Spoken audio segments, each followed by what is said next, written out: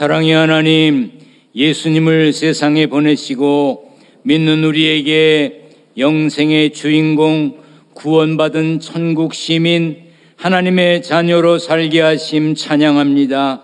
우리 모두 고난과 고통이 있더라도 하나님의 자녀로 견실하게 살게 하옵소서.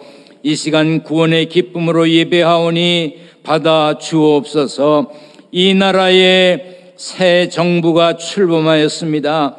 나란 일 맡은 모든 이들이 하나님과 백성을 두려워하고 섬기는 마음으로 일하게 하여 주옵소서. 지혜를 주셔서 잘 감당하게 하시기를 구합니다.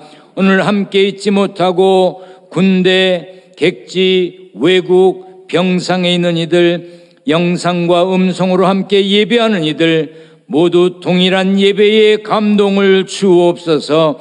말씀 전하는 종에게 성령의 기름 부으시고 말씀 듣는 성도들에게 들을 귀를 열어 주옵소서.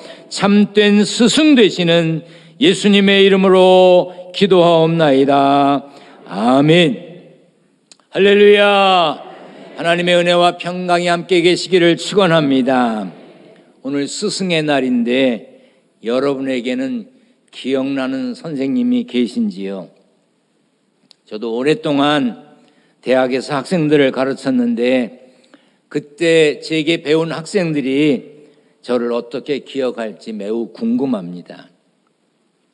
많은 부교역자들을 두었고 가르쳤는데 딱 한 명, 천안기둥교회 정철호 목사님이 꽃을 보내고 감사합니다, 그렇게 연락이 왔어요. 그래서 그 많은 사람 중에 딱 한 명이구나 이렇게 생각했는데 오늘 일부 예배 전에 부교역자들이 전부 들어와가지고 꽃 화분을 들고 들어와가지고 스승의 은혜를 노래해 주더라고요. 조금 마음이 풀렸습니다. 그리고 일부 예배 마쳤는데 제가 감독을 할 때 함께 감사를 지냈던 분들이 또 꽃을 보냈다고 연락이 왔어요. 그래서 지금 많이 풀어졌습니다. 제가 1996년도에 출판했던 책 누구를 찾느냐라고는 이 책 머리말에 그때 왜 그랬는지 제가 저를 가르쳤던 선생님들에 대한 글을 썼어요. 복 중에 여러 가지가 있는데 그 중에 제가 받은 것으로 확신하며 감사한 마음을 갖는 특별한 복이 있습니다. 그것은 바로 만남의 복입니다. 그러면서 저는 좋은 스승을 만난 것에 감사합니다. 그러면서 저를 가르쳐 주신 선생님들을 이제 썼습니다. 보수신앙의 진수를 가르쳐 주신 김응조 박사님, 웨슬리 신학의 뜨거움을 가르쳐 주신 이성주 박사님, 그리고 도널드 돌슨 박사님, 성경의 깊이를 헤아리는 눈을 갖게 하신 김찬국 교수님, 선교는 학문과 실천이 하나 되어야 함을 가르쳐 주신 얼 그랜트 박사님, 우리 교회도 여러 차례 오셨다 가셨습니다. 기독교 윤리의 틀을 잡게 해주신 레인 스캇 박사님, 인사관리 및 경영의 중요성을 깨닫게 해주신 정종진 박사님, 이렇게 여러분들을, 그 밖에 많은 분들을 이제 이 책에 기록했습니다. 마음으로 감사하더라도 기억하면서 그분들을 떠올려 봅니다. 여러분들도 여러분을 가르치신 선생님들을 기억하는 날이 되기를 바랍니다. 우리 성경을 높이 들고 고백하겠습니다. 높이 듭니다. 저는 예수 믿어 구원받았습니다. 저는 예수 믿어 하나님 자녀 되었습니다. 저는 예수 믿어 천국 백성 되었습니다. 하나님께서 선물로 주신 오늘 하나님 말씀으로 가르침을 받습니다. 눈을 열어 주의 법 안에 있는 놀라운 진리를 보고 깨닫게 하소서. 아멘으로 순종하여 하나님께 영광 돌리는 삶 되게 하소서. 아멘. 그런 삶이 되시기를 축원합니다. 신앙생활 하다 보면 대표로 기도할 때가 있습니다. 속회나 선교회 모임에서 혹은 교사 모임이나 찬양대에서 혹은 가정예배를 드릴 때 혹은 식사할 때 두 사람 이상이 모인 자리에서 대표로 기도했던 경험이 있으실 겁니다. 혹 아직 없더라도 앞으로 그런 기회가 있을 것입니다. 미리 준비할 시간을 주고 기도를 시키는 경우도 있지만 갑자기 이름을 부르면서 기도해달라고 할 때가 있습니다. 어떤 분은 갑자기 기도하라고 해도 마치 자기가 그 기도를 하려고 했던 것처럼 그것을 위해서 준비한 것처럼 유창하게 기도를 하는 분이 계십니다. 그런가 하면 기도하세요 그러면 깜짝 놀라면서 무슨 말 같지 않은 소리를 하냐고 왜 날 기도시키냐고 절대 못한다고 그러는 분들이 계십니다. 저는 그래서 아무리 작은 모임이라 해도 누군가 대표로 기도할 상황이 된다면 가급적 미리 준비하게 하는 것이 좋다고 생각됩니다. 많은 분들이 기도문을 써서 읽습니다. 잘하는 것입니다. 기도문을 준비하여 잘 읽는 것이 틀리거나 나쁜 게 아닙니다. 그런데 장로님이 대표로 기도하는 교회 목사님들 대부분이 장로님의 기도 때문에 힘들어 하십니다. 너무 준비를 많이 해서 문제인가 하면 너무 준비를 안 해서 문제인 분도 있습니다. 짧아서 문제가 되는 대표 기도는 없습니다. 그런데 대표 기도를 너무 길게 해서 문제인 분들이 계십니다. 오래전에 돌아가신 분이지만 조남은 밝히지 않겠습니다. 부천에서 있었던 일입니다. 그 교회 목사님이 은퇴를 하셨는지 다른 데로 가시고 교회가 비어서 그랬는지 그 교회 새로 가신 목사님이 그 교회 새로 가신 지 얼마 안 돼서 저를 만났습니다. 그 목사님께 들은 이야기입니다. 그 교회 장로님 한 분은 기도가 너무 길어서 문제였답니다. 보통 주일 예배 11시에 드리면 한 10분쯤 전후에 대표 기도가 시작되잖아요. 그런데 어느 주일날 그분이 기도하시는데 예수님의 이름으로 기도합니다. 아멘 하고 끝난 시간이 11시 55분이었대요.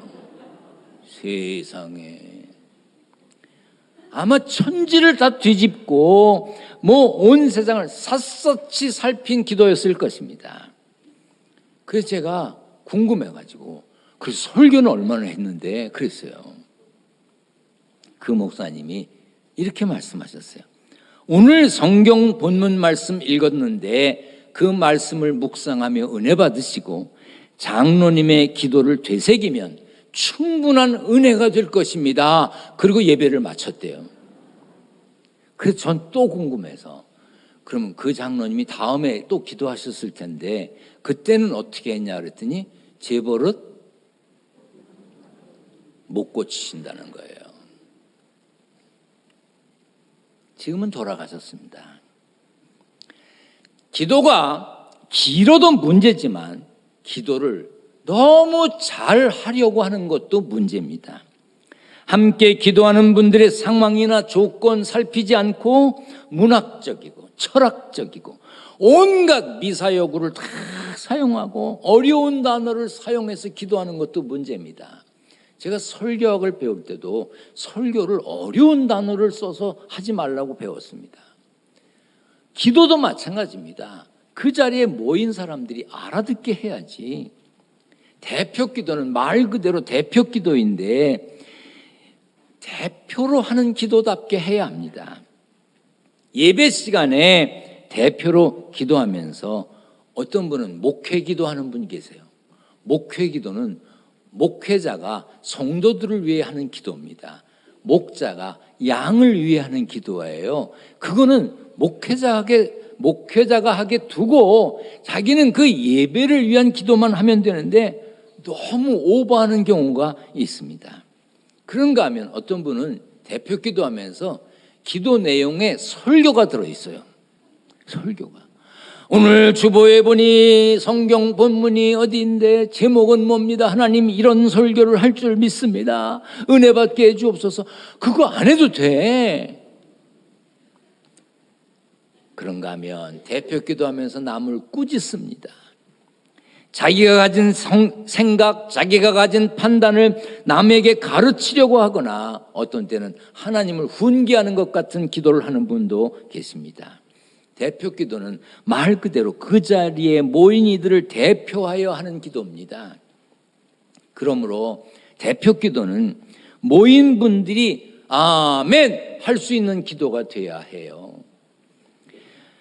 이상한 말, 어려운 말, 유식한 말, 멋진 말이 아니라 모두가 공감할 수 있는 말을 사용해야 하고 모두가 공감할 수 있는 표현을 해야 합니다.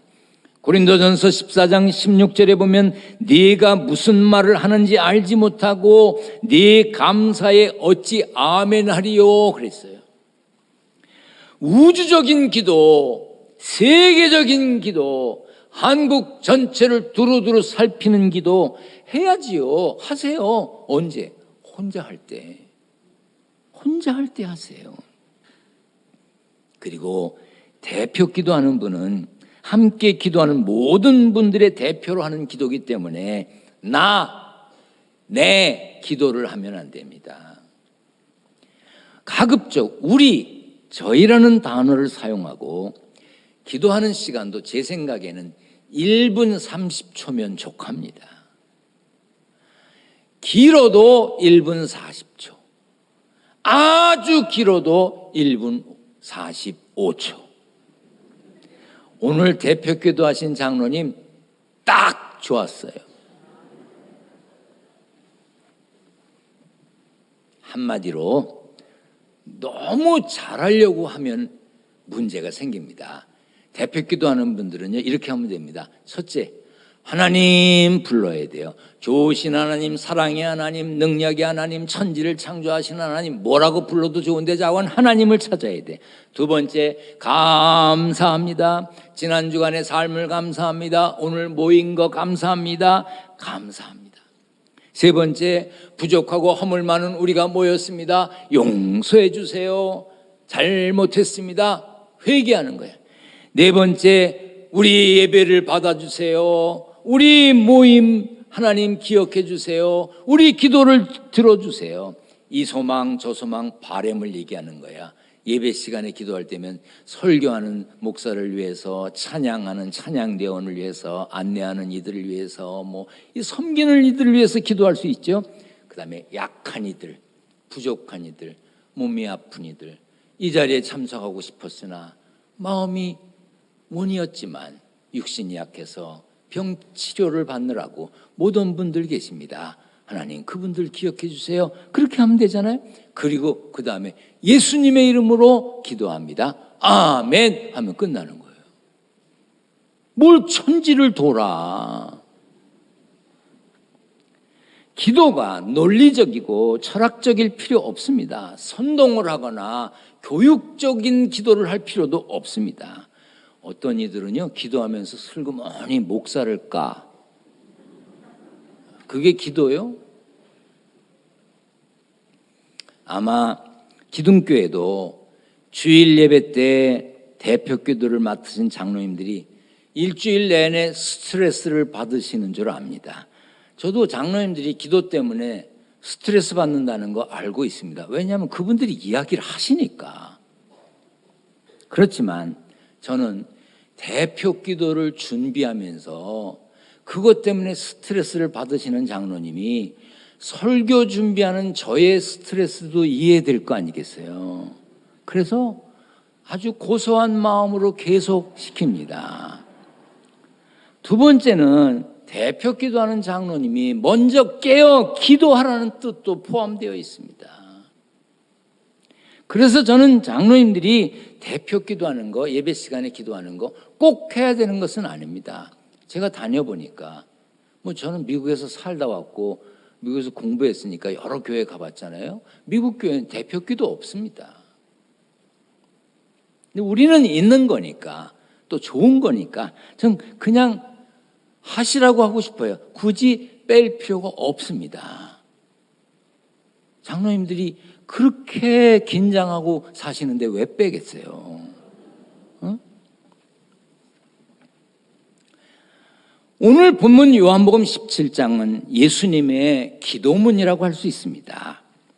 요한복음 17장은 그 기도문의 내용이 넓고 깊습니다. 그래서 윌리엄 템플이라고 하는 분은 요한복음 17장을 사복음서 전체에서 가장 신성한 본문이라고 말했습니다. 그래서 우리는 스승의 날인 오늘 예수님의 기도를 통해 기도를 배우려고 합니다. 본문 1절 말씀입니다. 다 같이 읽습니다. 시작. 예수께서 이 말씀을 하시고 눈을 들어 하늘을 우러러 이르시되 아버지여 때가 이르렀사오니 아들을 영화롭게 하사 아들로 아버지를 영화롭게 하게 하옵소서. 눈을 들어 하늘을 우러렀다고 하는 구절은 예수님의 기도 자세를 보여주는 것입니다. 또한 예수님은 아버지여 하셨습니다. 이는 예수님의 하나님께 대한 존경, 순종을 엿볼 수가 있습니다. 기도의 가장 기본적인 자세와 마음가짐은 하나님을 향해야 한다는 것입니다. 그렇다고 해서 특정한 자세를 해야만 올바른 기도를 드릴 수 있다는 뜻이 아닙니다. 기도하는 사람이 먼저 겸손의 마음을 가져야 합니다. 무릎을 꿇을 수 있습니다. 엎드릴 수 있습니다. 모두 하나님 앞에 가장 낮은 자세로 있다는 표현일 것입니다.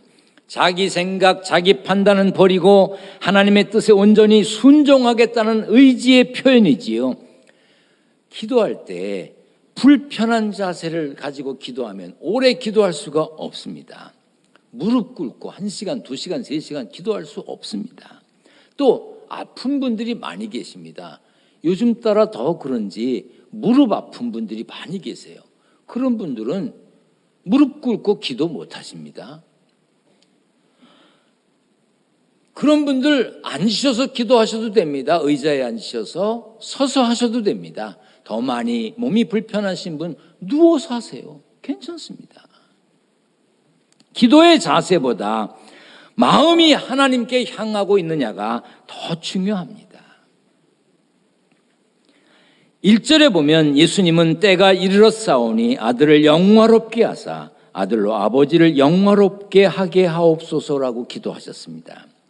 이것은 예수님의 중보기도라고 할 수 있는데, 중보는 적대적 관계나 시시비비가 있는 양자 사이에서 화해와 일치를 도모하는 일이 중보입니다. 그러니까 성경에서는 하나님과 인간 사이를 화목하게 하고 화평을 가져다 주는 일로 예수님을 중보자로 칭합니다. 예수님의 중보 기도는 먼저 자신을 위한 기도를 하셨습니다. 예수님은 때가 됐으니 아들을 영광되게 하셔서 아버지께 영광 돌리게 해달라고 기도하셨습니다. 예수님이 자신을 위해 기도하셨듯이 우리도 우리 자신을 위해 기도해야 합니다. 여러분 자신을 위해 기도하셔야 합니다. 아멘. 한 율법사가 예수님께 율법 중에서 어느 계명이 크니까라고 물었습니다. 그러자 예수님이 이렇게 대답하셨어요. 다 같이 시작. 내 마음을 다하고 목숨을 다하고 뜻을 다하여 주 너의 하나님을 사랑하라 하셨으니 이것이 크고 첫째 되는 계명이요 둘째도 그와 같으니 내 자신을 내 자신같이 사랑하라 하셨으니 이 두 계명이 온 율법과 선지자의 강령이니라. 크고 중요한 두 계명은 하나님 사랑 그리고 이웃 사랑입니다. 그런데 이웃을 사랑하려면 먼저 자기 자신을 사랑해야 합니다. 자기를 사랑하지 않는 사람이 이웃을 사랑한다? 거짓말입니다. 내 이웃을 내 자신같이 사랑하라 하셨기 때문에 자신을 사랑하지 않는 사람이 이웃을 사랑한다고 표현하면 의심해 봐야 합니다. 그러므로 먼저 자기 자신을 위해 기도해야 합니다. 자기 자신을 위해 기도하지 않는 사람이 이웃을 위해 기도한다? 그건 뭔가 문제가 있는 것이죠. 우리는 예수님이 자기 자신을 위해 기도하신 것, 예수님이 자기 자신을 위해 기도하신 것은 자신을 통해 하나님이 뜻이 이루어지게 해달라는, 하나님께 영광이 되게 해달라는 기도였음을 기억해야 합니다. 그래서 예수님이 기도를 가르쳐 주실 때 이렇게 기도하라 하시면서 뜻이 하늘에서 이루어진 것 같이 땅에서도 이루어지이다라고 기도하라고 가르쳐 주셨습니다. 이처럼 주기도문의 핵심은 하늘의 뜻이 땅에서도 이루어지는 겁니다. 그런데 연약한 우리는 마땅히 기도할 바를 다 알지 못합니다. 우리가 다 알 수 있습니까? 모릅니다. 어떤 것은 무엇이 하나님의 뜻이고 아닌지 분간하기도 어렵지요. 하지만 성령께서 우리를 도우십니다. 성령께서 도우십니다. 성령께서 도우십니다. 그래서 우리는 담대하게 하늘의 뜻을 구할 수 있는 것입니다. 로마서 8장에 있는 말씀입니다. 시작. 이와 같이 성령도 우리의 연약함을 도우시나니 우리는 마땅히 기도할 바를 알지 못하나 오직 성령이 말할 수 없는 탄식으로 우리를 위하여 친히 간구하시느니라. 그러므로 우리는 형식에 얽매인 기도보다는 마음속에서 우러나는 진심 어린 기도를 통해 하나님께 영광 돌리는 기도자가 되어야 합니다. 예수님이 자기 자신을 위해 기도하셨을 뿐 아니라 제자들을 위해서도 기도하셨습니다. 11절입니다. 같이 시작. 나는 세상에 더 있지 아니하오나 그들은 세상에 있사옵고 나는 아버지께로 가옵나니 거룩하신 아버지여 내게 주신 아버지의 이름으로 그들을 보전하사 우리와 같이 그들도 하나가 되게 하옵소서. 그리고 예수님이 또 이렇게도 기도하셨는데 내가 세상에 속하지 아니함 같이 그들도 세상에 속하지 아니하였사옵나이다. 그들을 진리로 거룩하게 하옵소서. 예수님은 제자들을 위해서 하나 되게 해달라고 기도하셨어요.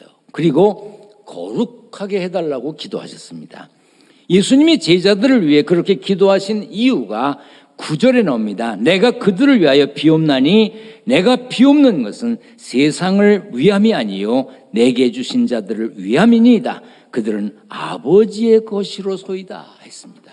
그들이 하나님 아버지의 것이기 때문에 예수님은 사명을 감당해야 하는 제자들을 지켜달라고, 하나가 되게 해달라고, 진리로 거룩하게 해달라고 기도하셨던 것입니다. 그리고 예수님이 세상 모든 사람들을 위해서도 기도하셨습니다. 같이 읽습니다. 시작. 내가 비옵는 것은 이 사람들만 위함이 아니요 또 그들의 말로 말미암아 나를 믿는 사람들도 위함이니 세상으로 아버지께서 나를 보내신 것을 믿게 하옵소서. 세상 사람들이 알아야 할 진리는 하나님이 예수님을 보내셨다는 것입니다. 그것은 세상 모든 사람의 영생을 위한 일이었습니다. 그래서 예수님도 영생은 곧 유일하신 참 하나님과 그가 보내신 자 예수 그리스도를 아는 것이니이다 라고 하셨습니다. 여러분들 기도하실 겁니다. 시시때때로 하시지요. 두 손을 모으고 무릎을 꿇고 골방에 들어가고 교회 이제 기도실을 찾고 그러지 않더라도 삶의 현장에서 생각날 때마다 기도하실 겁니다. 그럴 때 무엇을 위해 기도하십니까?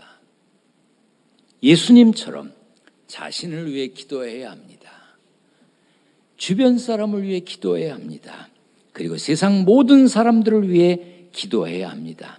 가족, 일터, 교회를 위해 기도해야 하지만 넓게 사는 나라를 위해서 온 세상을 위해서 가슴에 품고 기도해야 합니다. 우리가 기도만 해야 될까? 그렇지 않습니다. 사도행전 1장 8절입니다. 시작. 오직 성령이 너희에게 임하시면 너희가 권능을 받고 예루살렘과 온 유대와 사마리아와 땅끝까지 이르러 내 증인이 되리라 하시니라. 우리는 기도하지만 세상 모든 사람들에게도 복음을 전해야 합니다.